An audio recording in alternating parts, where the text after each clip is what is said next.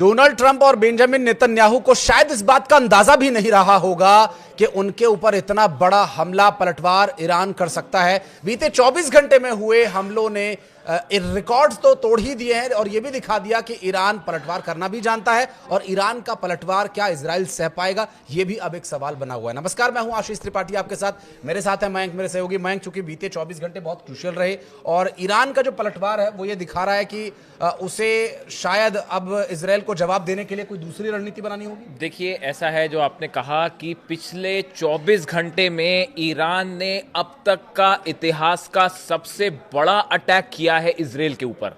बीती रात पूरे इजराइल में मिसाइल्स बरसती रही और ये बताया ये जा रहा है, जो खबरें आ रही हैं। देखिए, कल हमने एक वीडियो बनाया था, उसमें आपको मैंने बताया था कि करीब 40 बिल्डिंग्स ऐसी हैं। ये कल तक की खबर थी, 24 घंटे के पहले की, कि 40 बिल्डिंग्स इजराइल में गिर गई हैं। अब उस पे अपडेट आया है, करीब 200 से 250 इमारतें इजराइल में। सबसे ज्यादा नुकसान तेल अवीव में है और उसके बाद हाइफा में। 250 इमारतें गिरने का मतलब आप समझ रहे हैं कि कितना बड़ा नुकसान हुआ होगा। और सबकी सब मिसाइल्स ने डायरेक्ट हिट किया है। यानी आप ये समझिए, इसका मतलब समझिए क्या है। अगर आप 250 इमारतें गिर रही हैं, इसका मतलब है 250 मिसाइलें गिर चुकी हैं। इसका दूसरा मतलब यह है कि आयरन डोम फेल है, थार्ड फेल है, पेट्रियट फेल है, डेविड स्लिंग फेल है और एरो फेल है। 5 डिफेंस सिस्टम को भेदते हुए अगर ईरान की 250 मिसाइल्स गिर रही हैं 24 घंटे के अंदर, जो असली नंबर्स हैं, हम उनकी बात नहीं कर रहे कि कितनी मिसाइल्स गिरी हैं। हम तो सिर्फ ये बता रहे हैं आपको कि 250 इमारतें मिट्टी में मिल चुकी हैं उसमें। और सबसे ज्यादा नुकसान तेल अवीव में। आप समझिए, देखिए, तेल अवीव सबसे बड़ा शहर इजराइल का, अगर वहां पे इस तरह के अटैक हो रहे हैं और डिफेंस सिस्टम उसको नहीं रोक पा रहा, पूरे इजराइल में जितने अस्पताल है वो भरे हुए हैं पेशेंट से, जितने लोग हैं वो बंकर में ही हैं। अब देखिए, वहां पे जो जनता है वो इजराइल, ऐसा लगता है कि पूरा का पूरा इजराइल जो है वो बंकर में ही रह रहा है और कब तक रहना पड़ेगा पता नहीं। इस बीच में नया ऐलान कर दिया है ईरान ने। ईरान की तरफ से, ईरान की सेना की तरफ से यह कहा गया है कि आज रात, मंडे, सोमवार, आज रात को इजराइल पर अब तक का और बड़ा हमला, यानी जो हमले पिछले 24 घंटे में हुए उससे भी बढ़कर ईरान ने नंबर्स दे दिए। ईरान की तरफ से कहा गया है आज रात को 1500 मिसाइल्स दागी जाएंगी इजराइल पर। जबकि इंटरसेप्टर्स और कितनी मिसाइलों को डिफेंस, जिन पांच डिफेंस सिस्टम का आपने नाम लिया, इनके तो बड़े बड़े दावे किए जाते थे अमेरिका की तरफ से, इजराइल की तरफ से, कि ये तो ऐसा है कि अगर पूरी दुनिया भी एक तरफ हमला करने को लग जाएगी तो भी इनसे पार नहीं पा सकेगी। आपको जो आप कह रहे हैं आशीष, मैं आपको बताता हूं एक एक्सक्लूसिव खुलासा। एक ईरान की मिसाइल अमेरिका के थर्ड डिफेंस सिस्टम के ऊपर गिरी है और वो तबाह हो गया।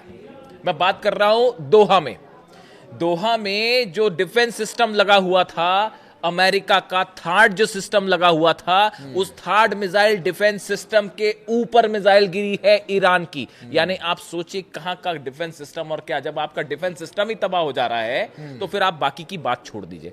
आप देखिए, पिछले 24 घंटे में दुबई धुआं हो चुका है। किसी को उम्मीद नहीं थी, दुबई को भी उम्मीद नहीं थी कि वहां पे हमारे एयरपोर्ट पर जो है वो दनादन मिसाइल्स बरस रही हैं। कल तक ड्रोन गिर रहे थे, अब मिसाइल्स भी गिर रही हैं।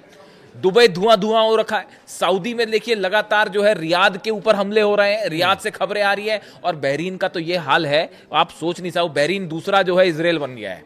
वहां पे जो अमेरिका का नेवल बेस था, फ्लैट हो चुका है, तबाह हो चुका है पूरा। जो अमेरिका का एयर बेस था उस पर सीधे ड्रोन्स गिरे हैं, जबरदस्त तबाही, और इनकी तस्वीरें भी अब सामने आने लग गई। ये हाल है बहरीन का।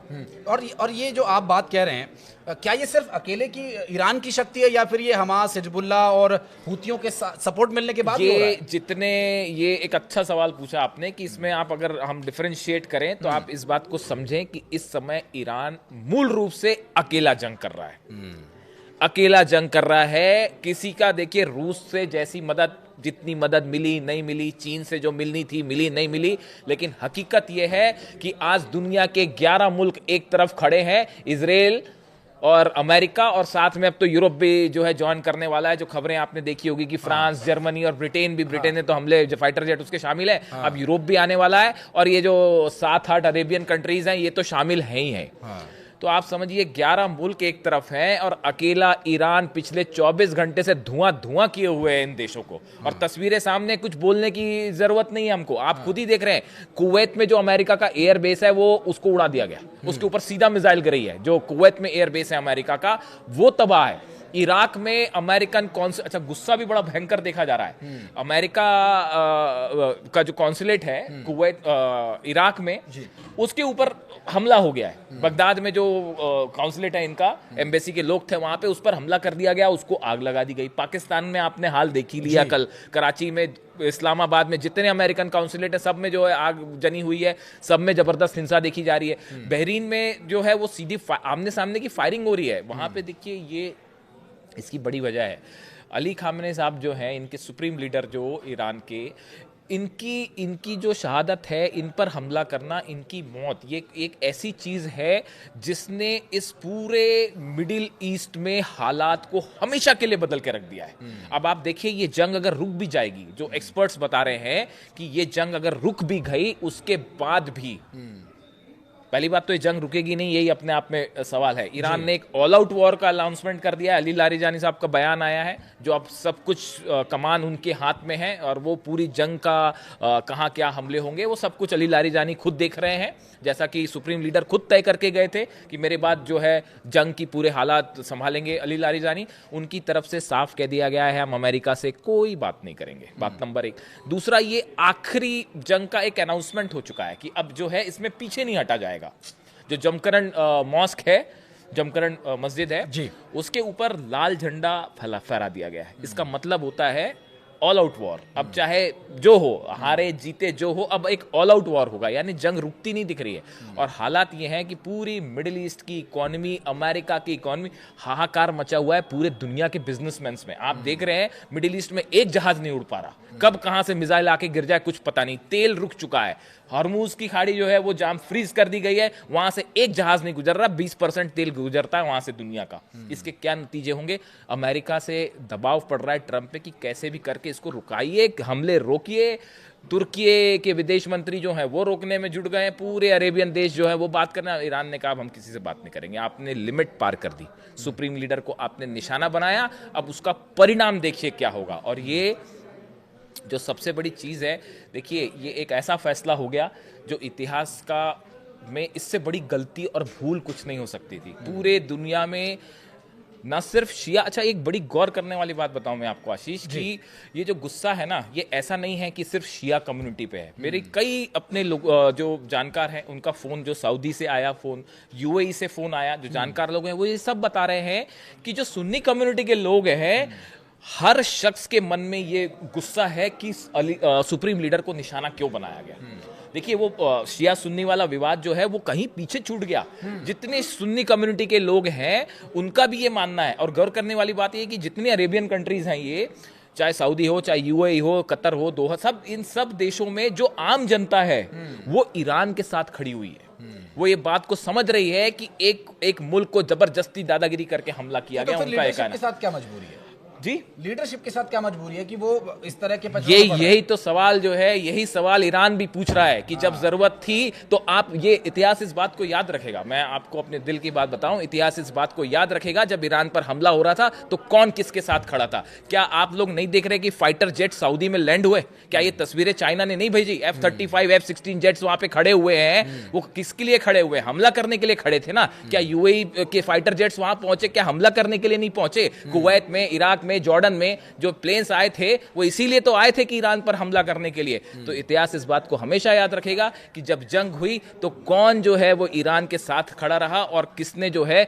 वो मदद की। तो यही बात कही जा रही है कि जो लीडरशिप है वो अमेरिका के साथ हो भले, लेकिन हकीकत यह है कि जो आम जनता है वो अब भी ईरान के साथ खड़ी नहीं। तो जाहिर है, देखिए लीडरशिप को अवाम की सुननी होगी या अवाम के उनके मन के विचारों को, उनके देश की जरूरत क्या है, उस बारे में एक बैलेंस करना भी बहुत जरूरी है। लेकिन वो बैलेंस अब बिगड़ चुका है। जिस तरह से मयंक ने कहा कि वो गलती, वो इतिहास में एक बहुत बड़ा एक लूप आ गया है। भूल अब हालांकि सुधारने वाली योग्य भूल नहीं है, लेकिन फिर भी मध्यस्थता के प्रयास, यूएन महासभा की एक बैठक हुई है और अभी मुझे लग रहा है कि इसके बाद एक दो बैठकें और भी होने वाली हैं? देखिए ऐसा है कि यूनाइटेड नेशंस की तरफ से भी कोशिश हो रही है, तुर्की की तरफ से मैंने आपको बताया कोशिश हो रही है, सऊदी की तरफ से कोशिश हो रही है, लेकिन अब ईरान, देखिए अगर बात सिर्फ जंग तक होती तो ईरान तो शुरू से बातचीत करने को तैयार था। बातचीत के यही तो अब्बास अराक्ची जो विदेश मंत्री हैं वो यही कह रहे हैं कि हम तो बात कर रहे थे आपसे, हमला आपने पहली बार भी बातचीत के बीच में किया। मैंने अपना वीडियो बनाया था, मेरे दर्शक जानते होंगे, मैंने लिखा था कि ये धोखा है, इसका नतीजा सुप्रीम लीडर पहले से ये जान रहे थे, अली खामेनी साहब पहले से ये जानते थे कि इनकी नियत ही धोखा देने की है। वो पहले से, उन्होंने पहले ही कह दिया था कि ये कभी सक्सेसफुल होगा ही नहीं। हुआ ये कि बातचीत हो रही थी और बातचीत के बीच हमला हुआ था। अब्बास अराक्ची का ये कहना है कि हम तो हमेशा बातचीत के लिए तैयार थे, हम तो आपसे बातचीत ही कर रहे थे, उसके बीच में आपने हमला किया। अब जो ये जितनी कोशिशें हो रही हैं, अगर ये जंग तक बात सीमित होती, अगर आप इन्होंने सुप्रीम लीडर को टारगेट नहीं किया होता तो ईरान फिर से बातचीत करने को तैयार हो जाता। वो तो अब्बास अराक्ची वो पहले भी हुआ है, वो बातचीत को तैयार हो जाते, लेकिन सुप्रीम लीडर को टारगेट करने के बाद अब मामला हाथ से निकल चुका है। अब ये वन वे है ट्रैफिक। अब इसमें या तो करो या मरो वाली स्थिति है कि अब ये रास्ता वापसी की ओर नहीं जाता दिख रहा। अब ईरान ने जो है वहां की सेना 8 लाख सेना कफन बांध के तैयार है। अब जो होगा आप देखिए, वहां पे ईरान से जो तस्वीरें आ रही हैं, तमाम हमले हो रहे हैं तेहरान पर, मतलब क्या नहीं हो रहा। 1000 किलो का बम गिराया है कल रात को अमेरिका ने। उसके बाद भी सड़कों पर लोग जो हैं वो अली खामेनी साहब की जिंदाबाद के नारे और अल्लाह अकबर के नारे लगा के पूरा ईरान एकजुट हो चुका है। आप क्या करोगे? क्या ग्राउंड फोर्स भेजोगे वहां?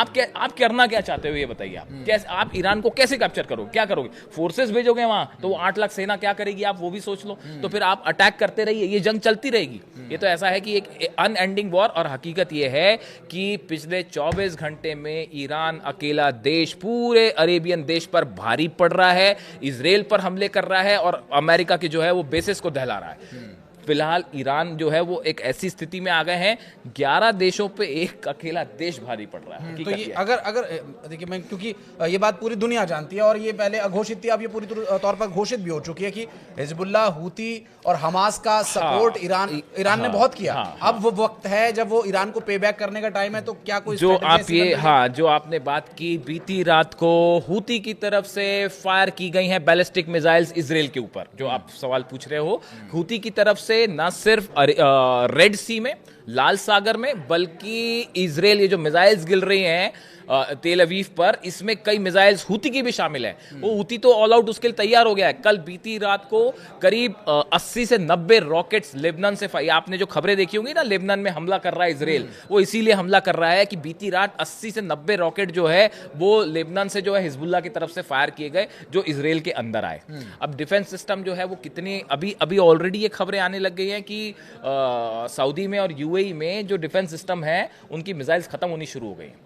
एक ईरान की मिसाइल को इंगेज करने में 25 से 30 जो है वो डिफेंस मिसाइल्स का इस्तेमाल करना पड़ रहा है, तब जाके कहीं एक मिसाइल या एक ड्रोन रुक पा रहा है। अब आप देखिए, एक साथ अगर जो है वो चल पड़े 150 ड्रोन, 100 ड्रोन चल पड़े तो रोकना मुश्किल हो जाए। और जैसा कि आपने लास्ट वीडियो में कहा भी था कि ईरान की तरफ से जारी किया गया मिसाइलों का ये जखीरा तो अभी सिर्फ एक ट्रेलर है, पूरी फिल्म अभी बाकी है। बिल्कुल, ये एक अच्छी खासी लंबी फिल्म है। और देखिए, कहा यह जा रहा है कि जो ईरान की तरफ से बयान है कि आज की रात भारी पड़ने वाली है इजराइल के ऊपर, और नंबर्स भी दिए हैं कि 1500 मिसाइल्स एक साथ फायर की जाएंगी। इंतजार कीजिए आज रात का। और एक अभी ट्रम्प का बयान आया था कि कुवैत में जो उनका F-15 जो गिरा, उसकी कहानी क्या है? देखिए, ऐसा है कि जो जानकारी आई, कुवैत का लेटेस्ट जो बयान आया है वो आया है कि एक नहीं कई प्लेन्स गिर गए, फाइटर जेट। एक नहीं गिरा, कई फाइटर जेट गिर गए। बात नंबर 1। बात नंबर 2, शाहिद 136 ड्रोन था, एक साथ कई ड्रोन्स फायर किए गए थे। सामने से कई जेट्स ने उनको रोकने की कोशिश की, लेकिन वही कहानी वही है, जब आप एक साथ कई सारे ड्रोन्स फायर करोगे आप कितने को रोक पाओगे?